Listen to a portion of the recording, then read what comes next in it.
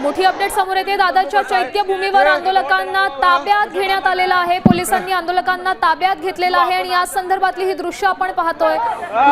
दिल्लीतील काँग्रेस जनता पार्टीच्या आंदोलनाला पाठिंबा देण्यात येतोय। बघू शकतो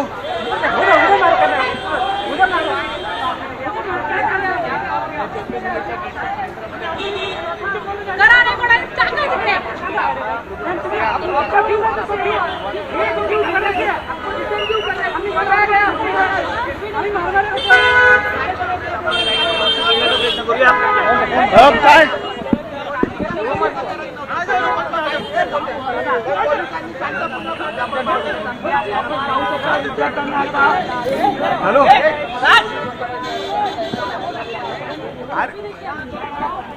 ठीक आहे।